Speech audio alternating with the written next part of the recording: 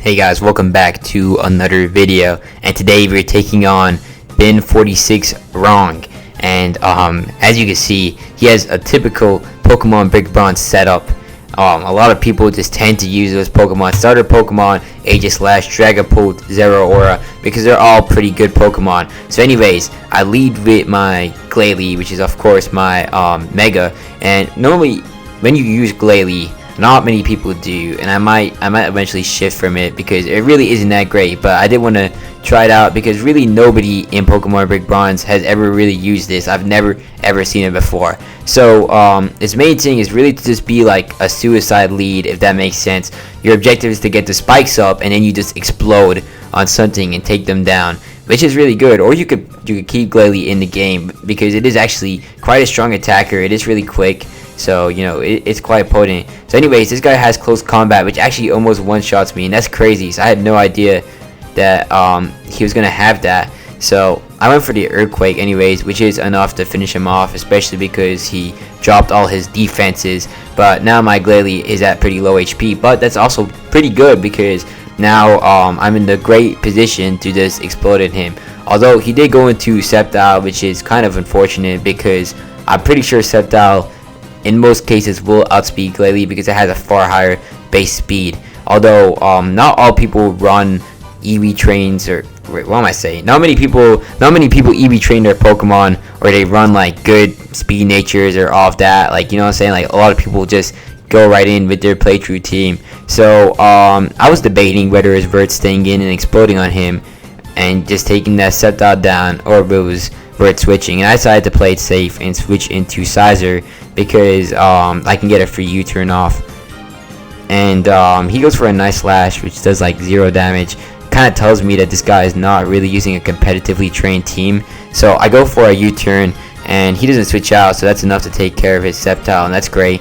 So next up, I go back into Glalie because I want to explode on one of his Pokemon, and I want to, you know, just get that done bit while I still can. And this was a perfect opportunity to go right into it. So unfortunately, he has a Dragapult, which really sucks because, like, bro, why do you have so many fast Pokemon? So now I can't. There's no way I'm gonna outspeed this. So it has like a 140 something base speed. So I go into Florges on his Dragon Darts. So it's pretty predictable. Like, that's literally what everyone does when they go into Dragapult. So, and in the case he goes for a Phantom Force, it's totally fine because that move is slow, and in addition, I can just like recover on his Phantom Force. Like, it takes 2 turns, and that is really just terrible. So he goes into his Charizard, which is actually really bad because he resists it quite well, although it still does quite a lot of damage. Like, dang, like that's a resisted attack right there. This is not even supposed to be a special attacker. So he goes for an Overheat, and that's totally fine. It's like, I was thinking, well, it was Charizard X or Charizard Y. I don't think it's too bad because Florges is pretty decent at handling both. Now Charizard X is quite a bit different if you guys like Dragon Dance and all that, because Flare Blitz is probably not the one shot, but I mean, it's still, you know, it's not too bad staying in. So he goes for Earthquake, and I went into Heliolisk, which was unfortunate because I took some big damage right there. But the Wish definitely did come in clutch because it brought me up to pretty high HP. So I just go on a Wall Switch on this guy's Charizard. I was also hoping he would switch out so I could get my Glalie back in and explode on somebody, but, you know, unfortunately that didn't happen. So now I need to figure out what I want to do next because I'm thinking he might go into Dragapult. So I'm gonna go into Toxapex because Toxapex can handle Dragapult pretty well. I didn't really want to use Florges, although I don't know what he's gonna pull out, but that was what was on my mind. I feel like he might expect the Glalie, and that is in fact what he actually did. So here now I can capitalize off this by going for a Toxic, but he actually goes for a U-turn, which is good, and that's actually quite interesting to me. Like, I didn't know that Dragapult could get U-turn, so I might actually sometime try it out on my teams. Like, I know that Dragapult has a lot of versatility, so this guy actually makes a great prediction by going into Aegislash, and that cancels my my Toxic. So I go for a Scald because, like, it isn't that big of a deal because a burn on Aegislash is really good, and Aegislash doesn't really have any business switching into Toxapex. Like, Toxapex really is my Aegislash counter. So I remember, like, back in the day, I was like, wow, Mimikyu, Aegislash, and like I think Sizer are pretty scary Pokemon, and I really wanted just a Pokemon that can counter that, and also Mega Lucario too. And Toxapex really was just the perfect Pokemon. So it countered all those Pokemon. It can counter like half the meta basically in Pokemon Brick Bronze because of Haze, Regenerator, and Scald. So you know, it's really a Pokemon you got to consider if you haven't tried it already.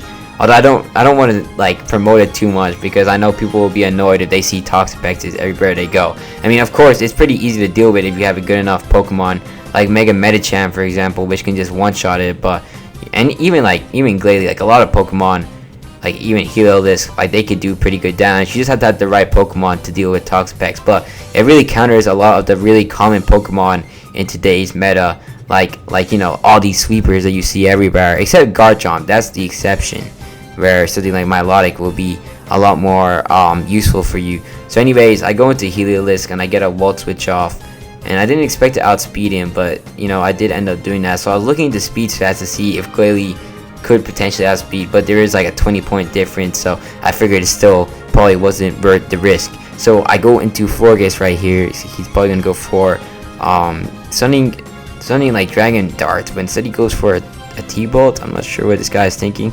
It's like Heliolisk is an electric type. Maybe he thinks it's a fire type because of the shiny. So he goes for a U-turn, and that is inconvenient, but I have to deal with it.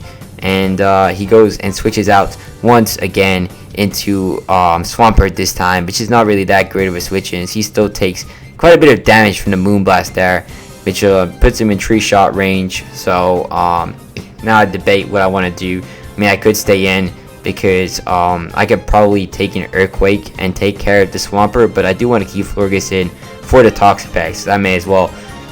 So I go into Sizer here, and it turns out that he actually has a Mega Swampert, so that's actually different. I don't think I would be able to handle that with Florges.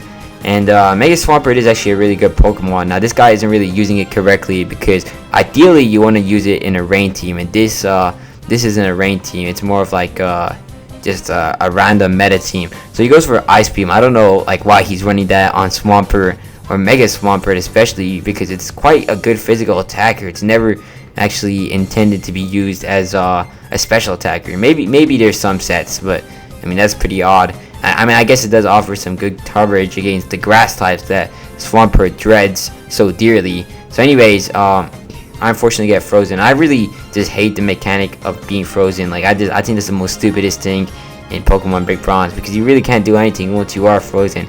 So anyways, I die. It's fine. I go into Glalie, and I get a Body Slam off on this guy.